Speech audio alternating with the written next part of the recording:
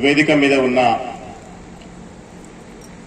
మిత్రులు, సామాజిక ఉద్యమకారులు, ఈ పుస్తకాన్ని ఆవిష్కరించిన అన్న అభినవ్ బూరం గారు, అట్లాగే నా మిత్రురాలు కేంద్ర సాహిత్య అకాడమీ యువ పురస్కార గ్రహీత మెర్సీ మార్గరెట్ గారు, ఈ సభకు సభాధ్యక్షత వహిస్తున్నటువంటి తమ్ముడు దిలీప్, అట్లాగే ఈ సాయంకాలపు హీరో మనందరినీ తన పుస్తకంతో ఇక్కడికి ఆహ్వానించినటువంటి తమ్ముడు అమృతరాజు, సభలో ఉన్నటువంటి పుస్తక ప్రియులందరికీ కూడా నా జేజేలు జయభీములు తెలియజేస్తా ఉన్న మిత్రులారా, నాకు అమృతరాజు గడిచిన కొన్ని సంవత్సరాలుగా పరిచయము. తాను రాసినటువంటి కవితల్ని నేను ఇంతకు ముందు పత్రికల్లో చదివిన, ముఖ్యంగా గంటారామంలో చదివి ఉంటా ఎక్కువ. ఆయన కవితల్ని ఇండివిజువల్ గా చదివినప్పుడు ఆయన కవిత్వంలో ఉన్నటువంటి లోతు నాకు పెద్దగా తెలియలేదు. కానీ ఈ పుస్తకం చదువుతుంటే ఇంత శక్తివంతుడైనటువంటి కవిని నేను ఎట్లా మిస్ అయినా అని చెప్పేసి, నేను ఎట్లా తక్కువ అంచనేసినా అని అనిపించింది. ఎందుకు అంటే తనలో ఒక విశ్వమానవుడు ఉన్నాడు, తనలో ఒక కార్యకర్త ఉన్నాడు, సామాజిక కార్యకర్త ఉన్నాడు, తనలో ఒక ఫిలాసఫర్ ఉన్నాడు, తనలో ఒక సృజనకారుడు ఉన్నాడు. ఈ సమాజంలో జరుగుతున్న అనేక దుర్మార్గాల మీద ఎప్పటికప్పుడు కాపు వాసేటటువంటి ఒక అలర్ట్నెస్ ఉన్నది. ఈ సమాజం నాది, ఈ సమాజం కోసం నేను ఎప్పుడు మేల్కొని ఉండాలి అనేటటువంటి ఒక చైతన్యం ఉంది. అట్లాంటి చైతన్యం కలిగినటువంటి అమృతరాజు కవిత్వం ఆవిష్కరణలో నన్ను భాగం చేసినందుకు నేను చాలా సంతోషిస్తా ఉన్నా మిత్రులారా. టెర్రీ ఈగల్టన్ అనేటటువంటి ఒక పాశ్చాత్య సాహిత్య విమర్శకుడు ఏమంటాడంటే, సాహిత్యం అనేది కేవలం శుద్ధ సాహిత్యంగా మాత్రమే ఉండదు, అది సామాజిక రాజకీయ పరిణామాలతోటి ముడిపడి ఉంటది అని చెప్పేసి అంటాడు. మనలో చాలా మందికి, కళాజీవులకి, ఈస్థెటిక్స్ మీద బాగా ప్రేమ ఉన్న వాళ్ళకి ఏమని ఉంటది అంటే, కవిత్వం అంటే ఏదో ఊహా ప్రేయసి గురించో లేదా ఇవాళ ప్రేమికుల రోజు గురించో రాసుకోవాలి తప్ప ఎందుకు ఈ నిరుద్యోగుల గోస గురించి, ఎందుకు ఈ సామాజిక సమస్యల గురించి, మహిళలకు ఏం దొరికితే మనకెందుకు అనేటటువంటి దృష్టి ఉంటది. కానీ అమృతరాజు మాత్రం అట్లా కాదు. చాలా బలంగా చెప్తున్నటువంటి మాట ఏంటంటే, ఈ దేశంలో ఉన్నటువంటి అనేక సమస్యల్ని ఆయన ఏ కోణంలో అర్థం చేసుకుంటున్నాడంటే, విద్వేషం ఎంత రెచ్చినా భిన్న సంస్కృతులు ప్రేమించే రాజ్యాంగమే కావాలి ఈ దేశానికి అనేటటువంటి ఒక మాట అన్నాడు. రాజ్యాంగాన్ని ప్రేమిస్తున్నాడు కాబట్టి ఈ కవి ఇవాళ అవసరమైనటువంటి కవి అనే విషయాన్ని మనం గుర్తుపెట్టుకోవాలి మిత్రులారా. ఇవాళ రాజ్యాంగానికి పెనుముప్పు సంభవిస్తున్నది, రాజ్యాంగము సంక్షోభంలో పడిపోతున్నది, రాజ్యాంగాన్ని పేజీలు పేజీలుగా మార్చేందుకు మనువాదులు కుట్ర చేస్తా ఉన్నారు. ఈ మనువాదాన్ని తిప్పికొట్టడంలో మనకు ఈ కవి, ఈ యువ కవి చాలా పదునైనటువంటి కవిత్వం రాసిండు. ఈ కవిత్వం నిండా ఏమున్నది అని చెప్పేసి అంటే, బాధితులకు అండగా గలమెత్తేటటువంటి తామున్నది. వాస్తవానికి నాకు అమృతరాజు సరిగా నిద్రపోతులేడు అనిపిస్తుంది, సరిగా అన్నం తింటలేడు అనిపిస్తుంది. ఎందుకంటే ఈ సమాజంలో బాధితుల మీద జరుగుతున్న దాడులు తనని కుదురుగా ఉండనిస్తలేవు. కాబట్టే ఈ పిలుపునిస్తా ఉన్నాడు, ఈ సమాజానికో పిలుపునిస్తా ఉన్నాడు. ఆ పిలుపు ఏందయ్యా అని చెప్పేసి అంటే, మనకి సమాజంలో సామాజిక న్యాయం కావాలి.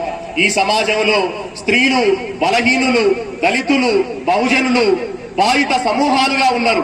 మరి ఈ బాధిత సమూహాల పక్షాన కవులు గొంతెత్తి గానం చేయకపోతే, కవులు గొంతెత్తి మాట్లాడకపోతే మళ్ళీ రాజ్యమే, ఈ అగ్రవర్ణ రాజ్యమే పెత్తనం చేస్తుంది అనేటటువంటి సోయి మనకు అమృతరాజులో చాలా బలంగా కనబడతా ఉన్నది.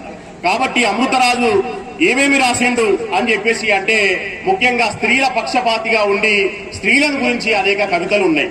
ఇందులో చాలా చోట్ల మనకు స్త్రీల యొక్క దుఃఖాన్ని, ఒక అమ్మాయి రేప్ చేయబడి రైలు పట్టాల మీద వేస్తే ఆ రాత్రి అమృతరాజు నిద్రపోలేదు, దాని మీద ఒక కవిత రాసిండు. అట్లాగే ఒక చెల్లె ఎట్లా ఉద్యోగం రాక ఆత్మహత్య చేసుకుంటే ప్రవరిక అనేటటువంటి అమ్మాయి, నేను నష్టజాతకురాల్ని, నన్ను క్షమించండి అని చెప్పేసి ఉత్తరం రాసింది. కానీ మరి నష్టజాతకురాలు అనేటటువంటి మాట ఆమెకు ఎవరు నేర్పి ఉండొచ్చు, ఏ భావజాలం నేర్పి ఉండొచ్చు అనేటటువంటి విషయాన్ని అమృతరాజు ఇక్కడ చాలా కూలంకషంగా స్పృశించేటటువంటి పని చేసిండు మిత్రులారా. అట్లా స్త్రీలకు సంబంధించినటువంటి అనేక కవితలు, వాస్తవానికి మన సమాజంలోని సంస్కృతిని అర్థం చేసుకోవాలి. మన సమాజంలో ఎట్లాంటి జీవితాలు ఉన్నాయి, ఎట్లాంటి సంస్కృతి ఉందో తనకు తెలుసు.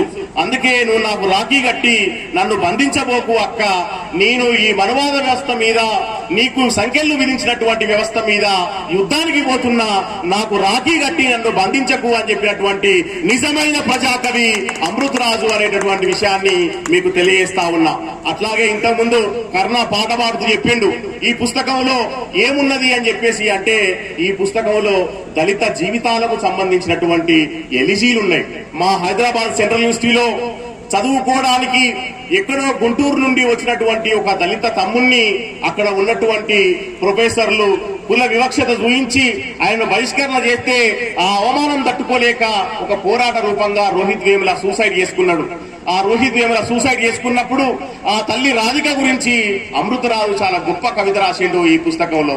అట్లాంటి దళితుల గురించి, శివసాగర్ గురించి, ఇట్లా ఎంతో మంది కవుల గురించి చాలా పదునైనటువంటి కవిత్వం రాసిండు ఈ పుస్తకం నిండా అమృతరాజు. అట్లాగే ఈ కవికి ప్రధానంగా వర్గ దృక్పథంతో సమాజాన్ని చూసే దృష్టి ఉంది. అంతేకాదు మనువాదం చొచ్చుకొస్తున్నటువంటి తీరుని ఎక్కడికక్కడ నిత్యం అనేక సామాజిక సంఘటనల నేపథ్యంలో ఖండించేటటువంటి ప్రయత్నం నిరంతరం చేస్తా ఉన్నాడు. ఈ నిరంతరమైనటువంటి అలర్ట్నెసే కవులకు ఉండాల్సినటువంటి అవసరం ఉంది. ఇవాళ తెలంగాణ వచ్చిన తర్వాత చాలా మంది కవులు మేమేం రాయాల్సిన పని లేదు, తెలంగాణ వచ్చింది మా పనైపోయింది అని చెప్పేసి తమ కళలకు మూతలు పెట్టుకున్నటువంటి సందర్భంలో అమృతరాజు మాత్రం ప్రతిరోజు సమాజాన్ని గమనిస్తూ చాలా పదునైనటువంటి కవిత్వాన్ని వెలువరించే ప్రయత్నం చేసిండు. ఈ పుస్తకం నిండా అట్లాంటి కవిత్వమే ఉంది మిత్రులారా. అట్లాగే అమృతరాజు విద్యా వ్యవస్థని ప్రైవేటీకరిస్తా ఉంటే తాను మౌనంగా ఉండలేకపోతా ఉన్నాడు. నేషనల్ ఎడ్యుకేషన్ పాలసీ 2020ని తీసుకొచ్చినప్పుడు అమృతరాజు ఒక అద్భుతమైనటువంటి కవితను ఇందులో రాసిండు. ప్రభుత్వం అనేది కార్పొరేట్ కి ఎర్ర కార్పొరేట్ పరుస్తా ఉన్నది, సర్కారు బడులను మాత్రం సంపేస్తా ఉన్నది అనేటటువంటి విషయాన్ని అమృతరాజు చాలా బలంగా చెప్పిండు ఈ కవిత్వంలో అనేది కూడా మనం ఇక్కడ గమనించాల్సినటువంటి విషయం. తర్వాత ఈ సమాజానికి అన్నం పెట్టే మట్టి బిడ్డలను గురించి కూడా అమృతరాజు చాలా బలమైనటువంటి కవిత్వాన్ని చెప్పిండు. ఇందులో రైతు పక్షపాతాన్ని చూపించేటటువంటి ప్రయత్నం చేసిండు.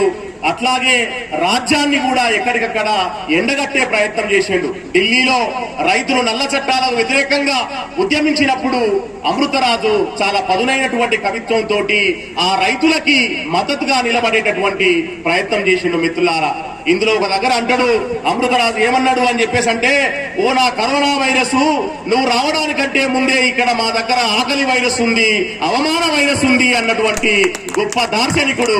అంటే ఒక అలిశెట్టి ప్రభాకర్ లాగా చాలా సున్నితమైనటువంటి పదాలతోటి చాలా లోతైన భావాన్ని చెప్పేటటువంటి ప్రయత్నం మనకు అమృతరాజు ఈ కవిత్వం నిండా చేసిండు అనేటటువంటి విషయం మనకు చాలా స్పష్టంగా అర్థమైతా ఉన్నది.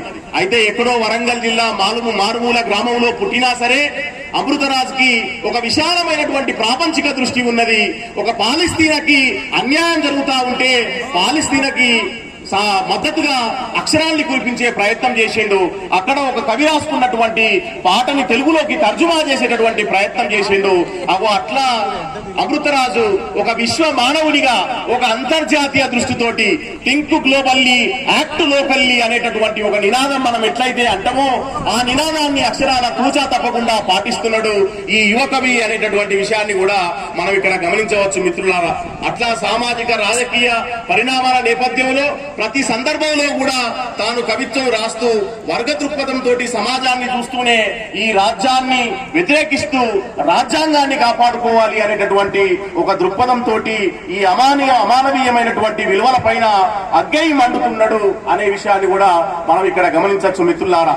ఈయన ఒక దగ్గర అంటాడు, చెరబండరాజు పాటను గుర్తు చేసుకుంటాడు, యువతరమా నవతరమా దేశానికి కళ్ళు నీవే కాళ్ళు నీవే, యువతరమా నవతరమా ఇదే అదను కదలి రమ్ము, ఇదే అదను కదలి రమ్ము అని ఎట్లయితే ఒక చెరబండరాజు ఆనాడు పిలుపునిచ్చిండో ఆ పాటని ఈయన కవిత్వంలో దాన్ని గుర్తు చేసుకుంటా ఉంటాడు. అంటే మనం గ్లోబలైజేషన్ నేపథ్యంలో పుస్తకాలు చదివే వాళ్ళే లేరు, ఇక రాసే వాళ్ళే లేరు అని అనుకుంటున్నటువంటి సందర్భంలో నేనున్నా అని చెప్పి ముందుకొస్తున్నటువంటి యువ కవి ఎవరైనా ఉన్నారంటే ఆయన అమృతరాజు కూడా ఒకడు అనే విషయాన్ని మనం ఇక్కడ గమనించవచ్చు.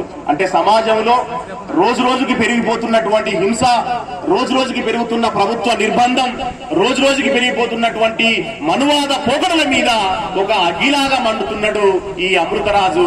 ఈయన పేరు ఎట్లయితే అమృతరాజు ఉన్నదో ఈయన కవిత్వంలో కూడా అమృతం లాంటి కవిత్వం ఉన్నది. దీనికి మృతి లేదు కాబట్టే ఈ కవిత్వం ప్రజల కవిత్వం, ఇది ప్రజల డోళ్లలో నానేటటువంటి కవిత్వం అనేటటువంటి విషయాన్ని కూడా నేను ఈ సందర్భంగా గుర్తు చేస్తా ఉన్న మిత్రులారా. అట్లా నిరుద్యోగుల కోసం సంబంధించి తెలంగాణ వచ్చిన తర్వాత మరో పోరుకు సిద్ధం కావాలి అని చెప్పేసి పిలుపునిచ్చేటటువంటి ప్రయత్నం చేస్తా ఉన్నాడు. అయితే తెలంగాణలో చాలా మంది లాగే కేవలం కవిత్వం రాసి నా పనైపోయింది అని అనుకోకుండా ఒకవైపు పాటలు కూడా రాస్తా ఉన్నాడు మా అమృతరాజు.